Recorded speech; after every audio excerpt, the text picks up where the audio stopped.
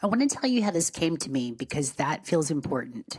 I was sitting quietly in meditation, trying not to figure anything out, because that's how I meditate, when suddenly I saw the top of someone's head in my imagination station, almost like a bird's eye view, and around the head was an astrology wheel, but it wasn't floating out in space the way charts usually do.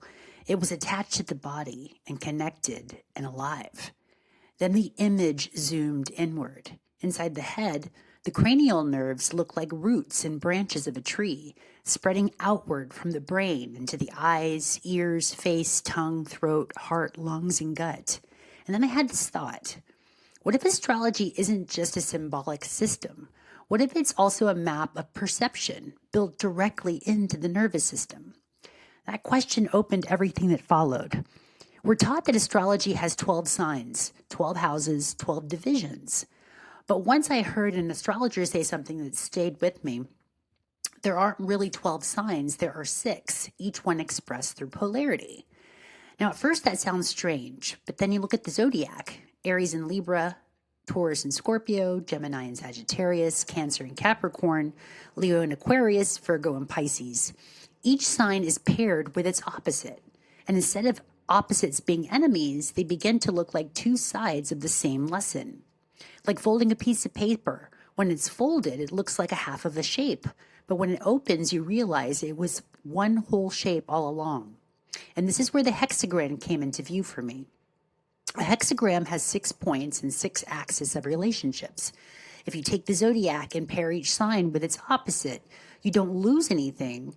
You actually see the underlying structure. The 12 emerge from the 6 through relationship. And then something in me clicked even deeper. There are 12 cranial nerves that come directly out of the brain rather than the spinal cord. But each cranial nerve exists in a pair, left side to right side. So now we have 12 nerves and 24 pathways. That's polarity, that's symmetry, and that's reflection. It mirrors astrology perfectly. 12 signs, 6 axes, left and right, inner and outer, self and other. And this isn't abstract. Cranial nerves are how we see, hear, smell, taste, balance, speak, express emotion, and regulate the heart, lungs, and digestion. So astrology suddenly doesn't feel like something up there. It feels like something already living inside of us. And this is where the vagus nerve enters the picture. The vagus nerve, cranial nerve 10, connects the brain to the heart, lungs, stomach, and intestines. Polyvagal theory teaches that our nervous system moves through 3 main states: safety and connection, fight or flight, and shut down or freeze. In astrology terms, this is where Saturn and Neptune become incredibly important. Neptune opens sensitivity, imagination, spirit, the field, if you will. Saturn provides structure, containment, boundaries, and safety. If Neptune opens perception without Saturn holding it, we can feel overwhelmed, disassociated, or lost in the field. But when Saturn holds Neptune gently, we get embodied intuition, grounded mysticism, and spirituality the body can actually tolerate. The vagus nerve is the bridge between those two forces. And underneath all of that, even quieter, there's another layer: the cell salts. Cell salts, also called tissue salts, are the mineral building blocks that allow the nervous system to function at all. If astrology is timing and the nervous system is perception, then cell salts are the structure that make perception possible. They aren't supplements in a trendy sense, they're instructions, tiny mineral signals that help cells organize themselves. They're how energy becomes form. And when I looked at them through an astrological lens, something beautiful appeared. Fire, element of initiation and vitality, corresponds with salts like calphos and ferrumphos, minerals that support growth, circulation, oxygen, and the spark of life. Earth, the element of structure and containment, aligns with calfluor and silica, minerals that support boundaries, elasticity, integration, and holding light within form. Air, the element of communication and signal, resonates with caliphos and nat-myrrh, salts that support nerve transmission, mental clarity, fluid balance, and emotional processing. Water, the element of feeling and flow, corresponds with Nat Sulf and Mag Phos, minerals that support detoxification, release, rhythm, and relaxation. Seen this way, cell salts are the mineral echo of the zodiac elements inside the body. They are how astrology becomes biological intelligence.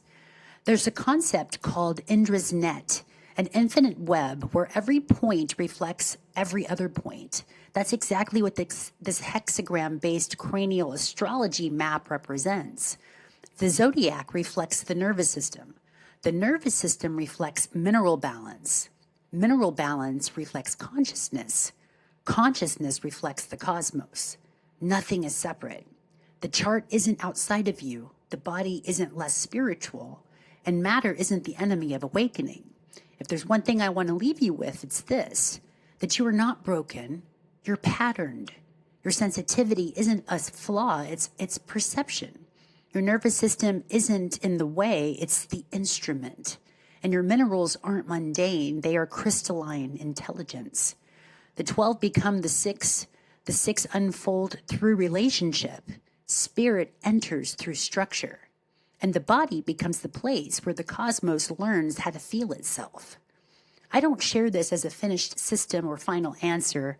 I share it as a living correspondence, one that's still unfolding in me as I explore it and feel it and walk with it in real time. Astrology for me isn't something I use on life. It's something I listen through as life speaks back. If this way of exploring astrology resonates as a language of perception, a bridge between body and cosmos, a way of understanding yourself more gently and honestly, then you're already participating in the work. You don't have to believe any of this. You only have to notice what lights up, what settles, what softens, and what clarifies. And if you feel called to go deeper, explore your own chart as a living map, not as prediction, but as pattern and timing, well, I'm here for that. And if you simply take this and let it compost into your own understanding, that's perfect too. This isn't about mastery, it's about relationship with time, with the body, with the awareness, and with the self. And if this helped you feel a little more connected to the living language within you, then it's already done what it came here to do. We've got this, soul fam. So much love.